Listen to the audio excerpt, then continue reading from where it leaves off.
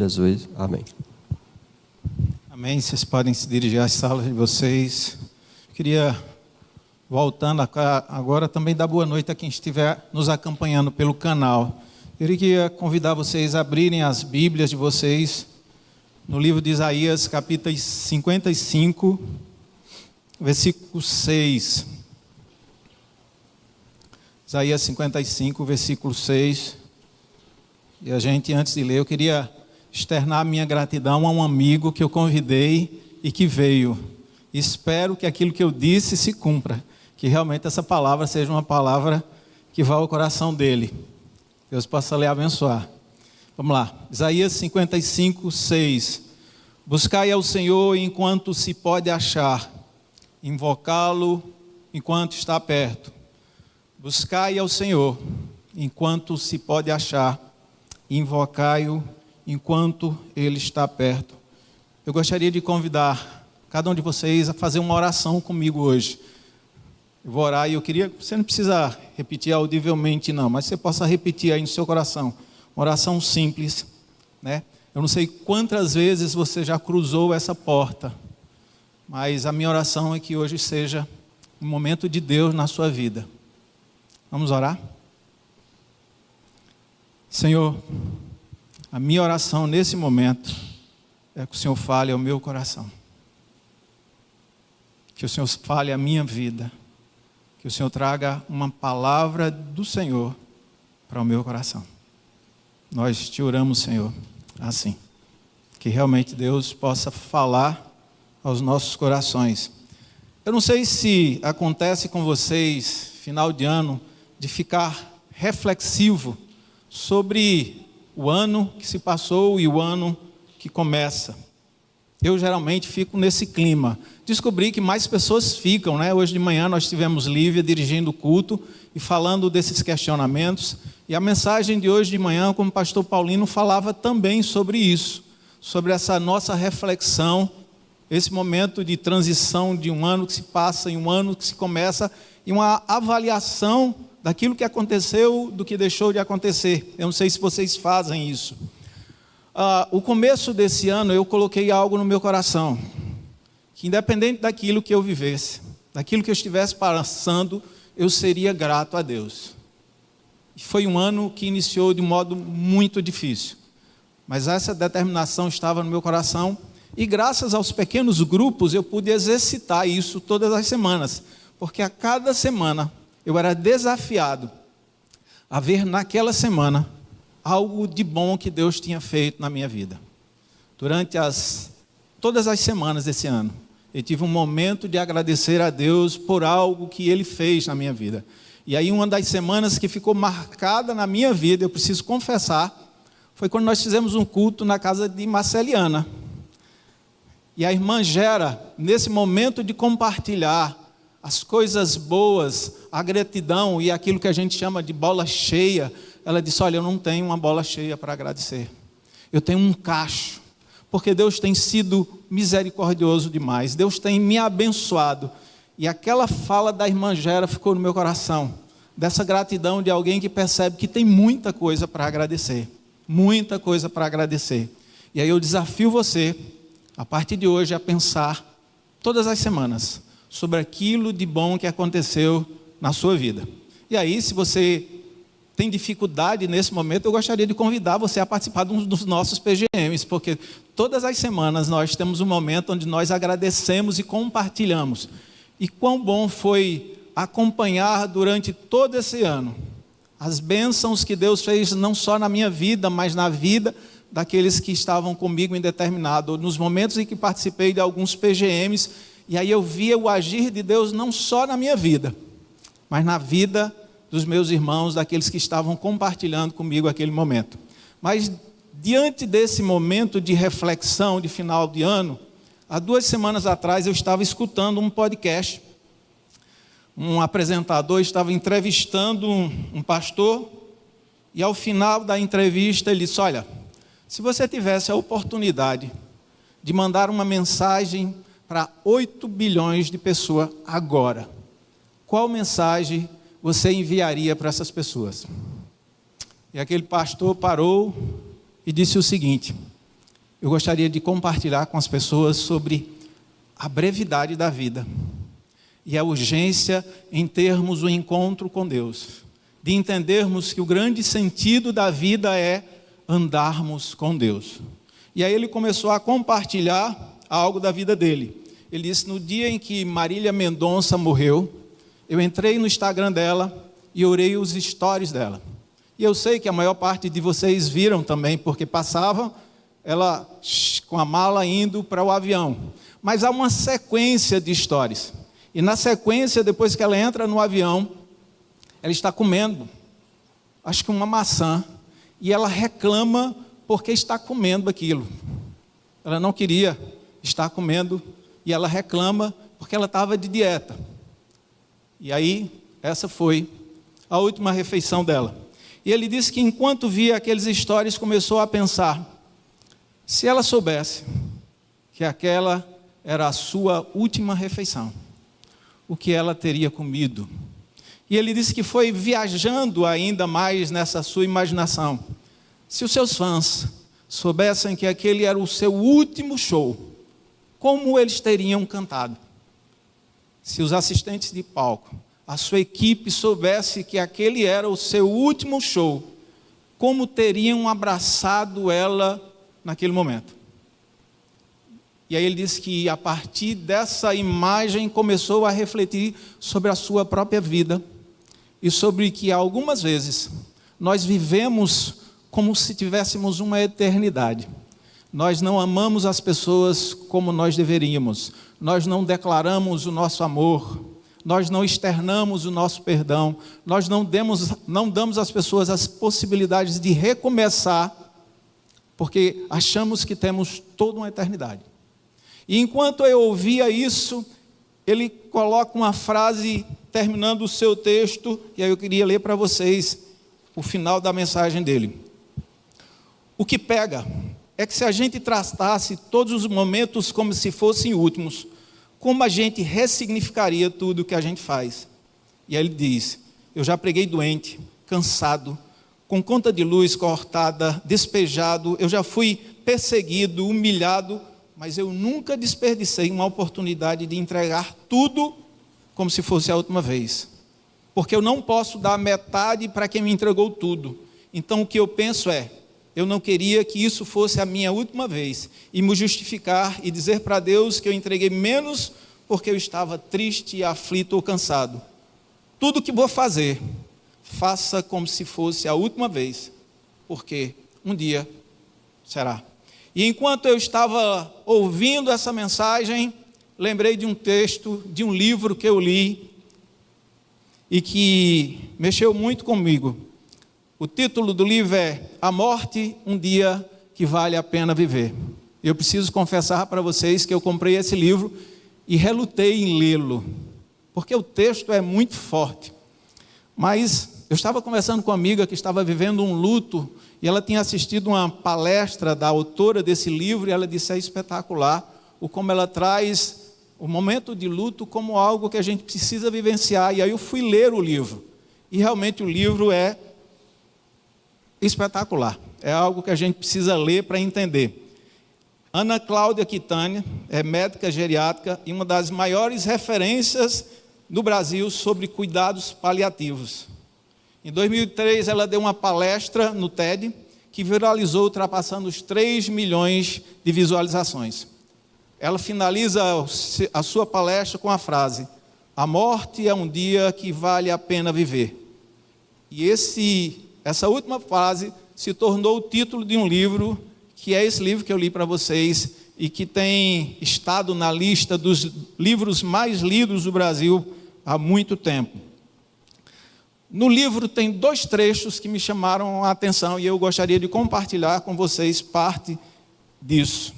O primeiro trecho que me chamou a atenção é de um psiquiatra, que ela cita, que trabalha com pacientes abordando o sentido da vida, e ele criou uma metáfora sobre a vida, ou sobre exclusivamente a morte.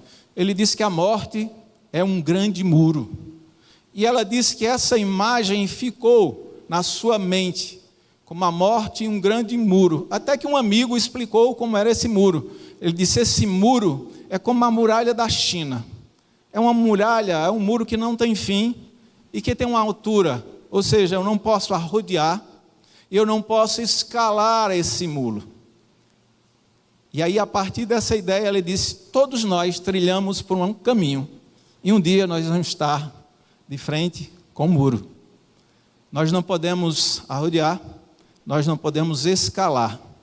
Mas geralmente, quando nós chegamos de frente para esse muro, nós olhamos para trás para ver como vivemos, como nos relacionamos com as pessoas. E é essa ideia que eu queria pensar com vocês hoje. O segundo trecho do livro que me chamou a atenção é quando ela cita um livro de uma enfermeira australiana que viveu na Inglaterra, chamada Bronwyn Way, e o título do livro é Os 5 Principais Arrependimentos dos Pacientes Terminais. Esse livro, ela compartilha os anos em que cuidou de pessoas em estado terminal. Eu sei que parece que está meio mórbido a mensagem, mas tenha calma, que a gente vai chegar nesse ponto. Ela entendeu, a partir da convivência com pessoas em estado terminais, que cada pessoa tinha algo para lhe ensinar. E ela disse que foi nesses anos que viveu, onde ela fez o seu curso de filosofia da vida. E ela anotou as principais queixas, ou os 5 principais arrependimentos das pessoas quando chegavam nos seus últimos dias. Os 5 principais arrependimentos listados no livro são: primeiro, eu gostaria de viver uma vida fiel a mim mesmo e não a vida que os outros esperavam de mim. Segundo arrependimento, eu gostaria de não ter trabalhado tanto. Terceiro arrependimento, eu gostaria de ter tido coragem de expressar os meus sentimentos. Quarto arrependimento, eu gostaria de ter mantido contato com os meus amigos.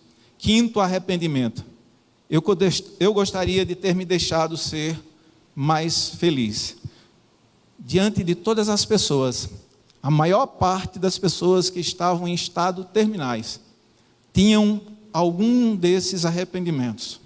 Por que eu estou trazendo isso?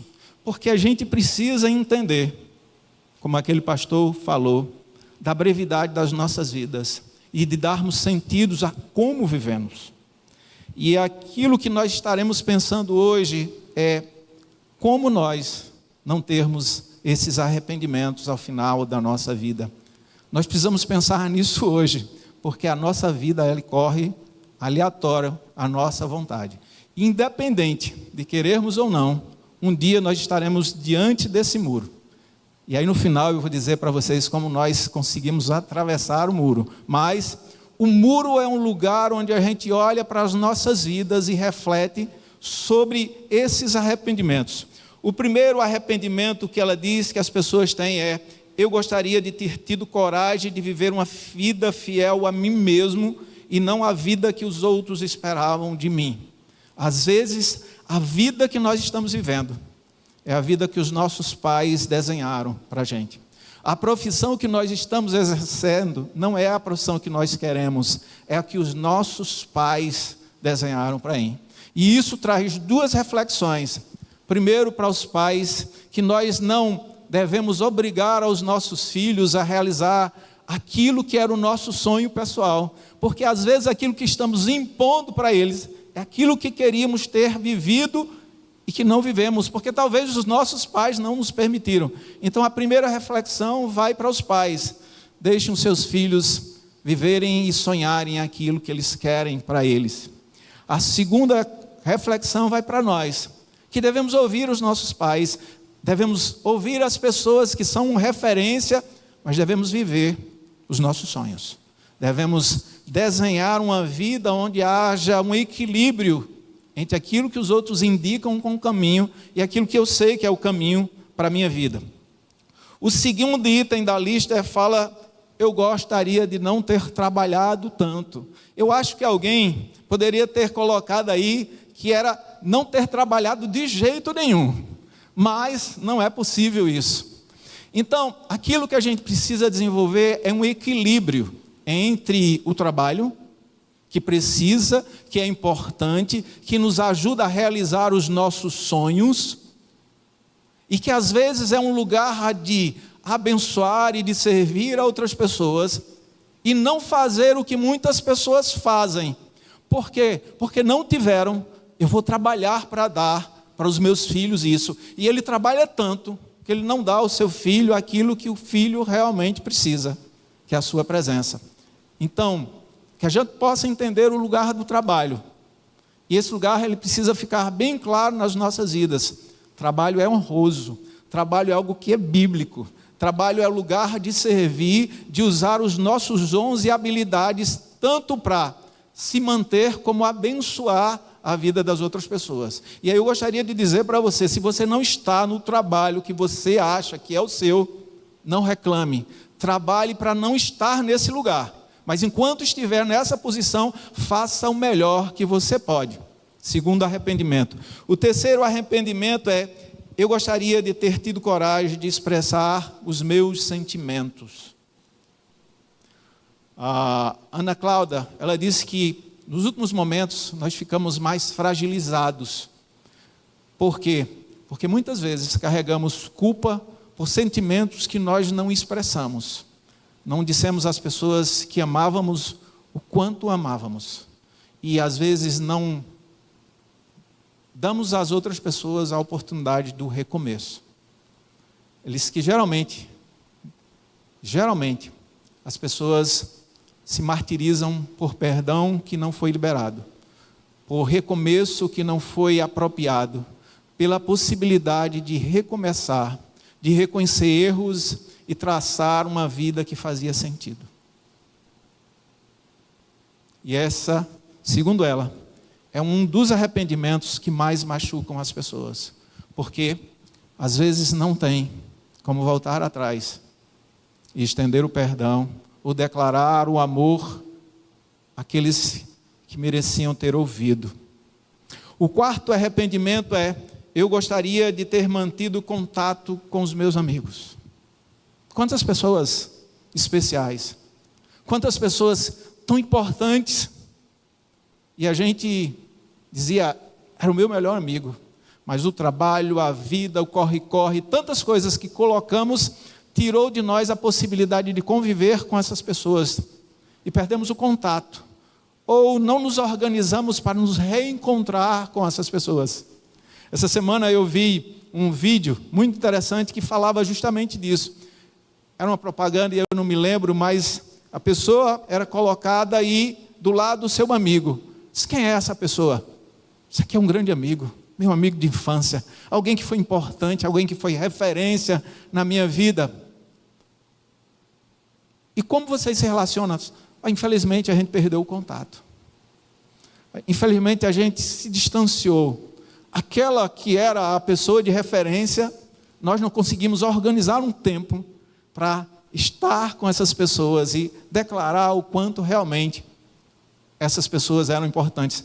E aí ele ficava, o comparativo era quanto tempo a pessoa usava as redes sociais e o quanto tempo foi desperdiçado em rolar a terra. E as pessoas que eram realmente importantes não receberam de nós uma palavra de gratidão por aquilo que representa. Não deixe que esse seja um arrependimento.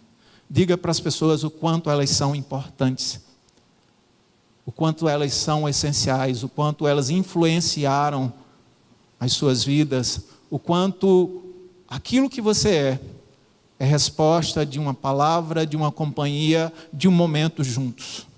Que esse não seja um dos arrependimentos da sua vida. E o quinto e último arrependimento era: eu gostaria de ter me deixado ser mais feliz.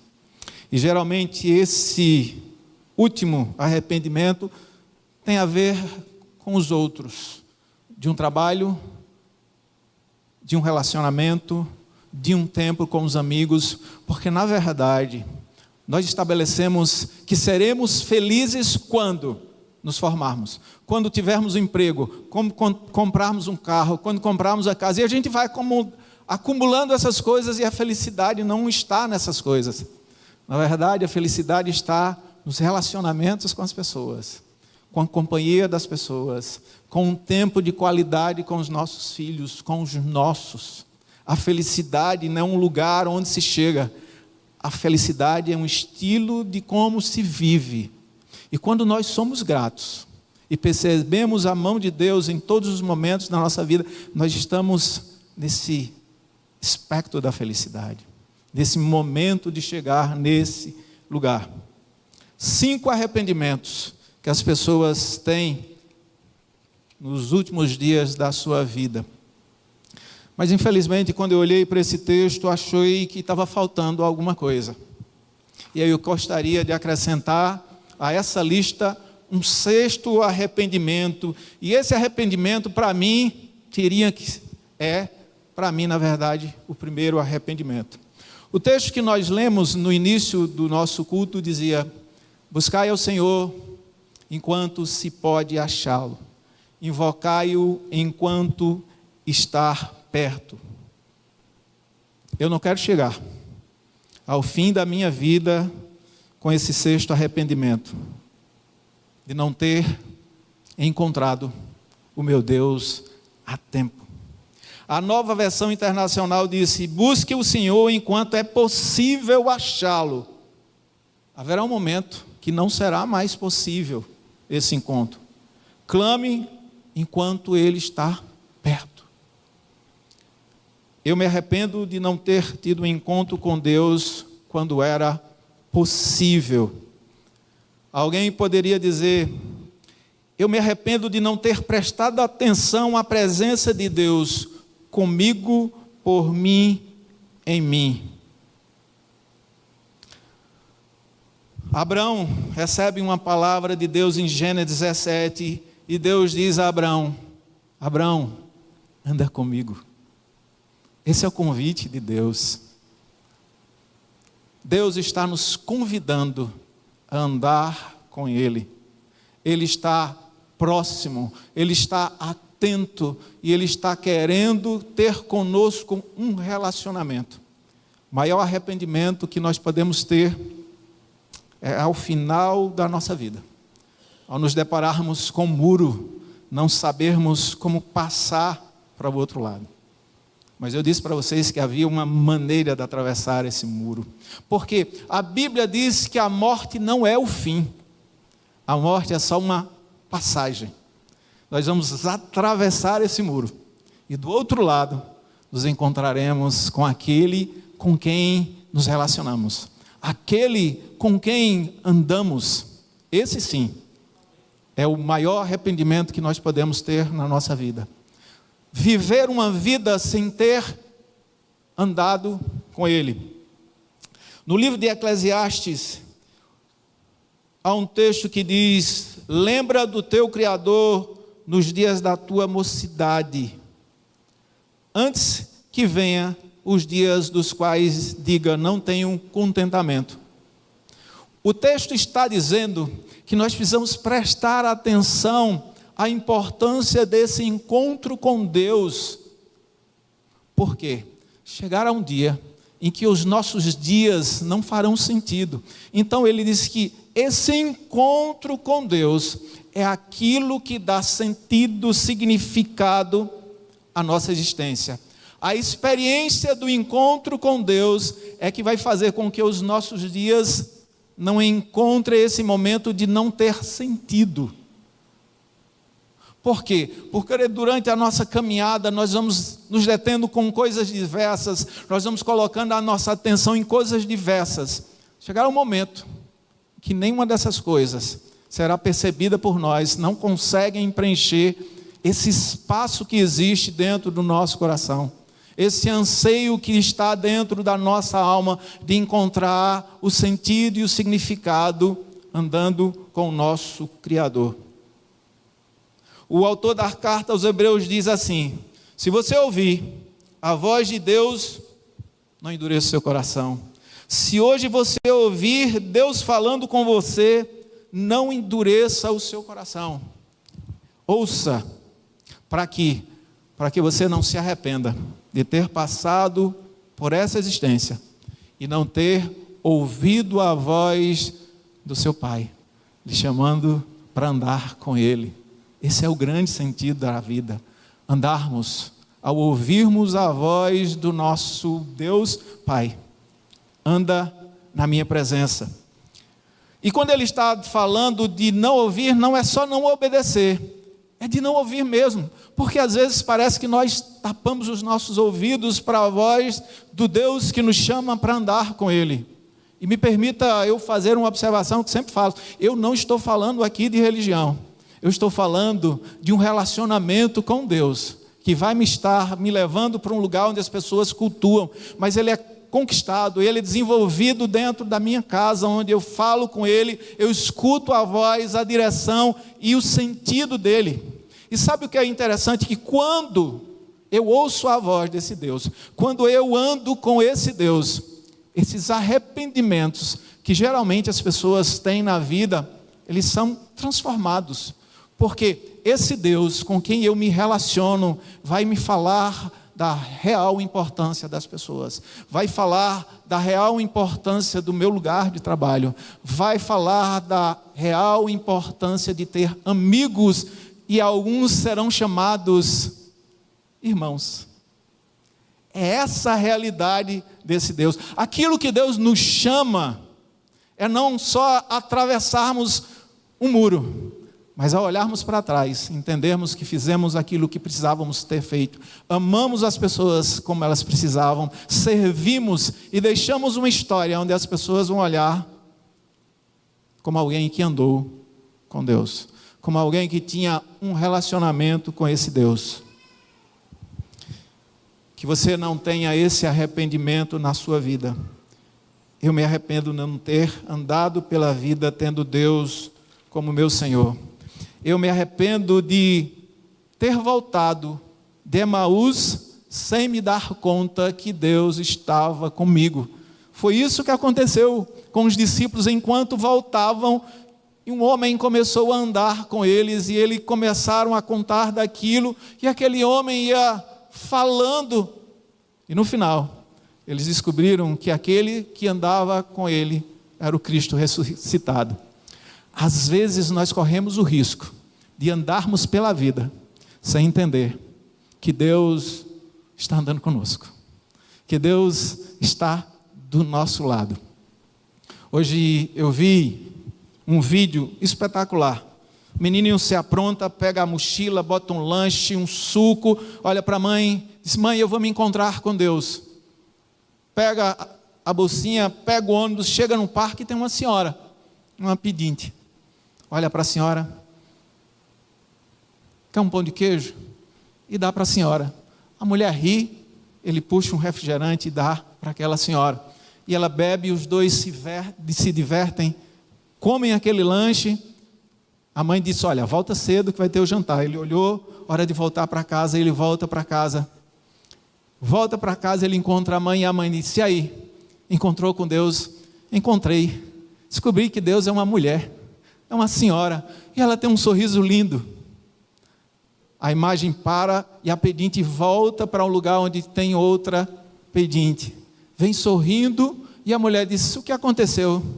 Encontrei Deus. Sério? É, ele é mais novo do que eu imaginava e tem um sorriso lindo. Então nós revelamos a Deus enquanto vivemos aquilo que Deus é em nós.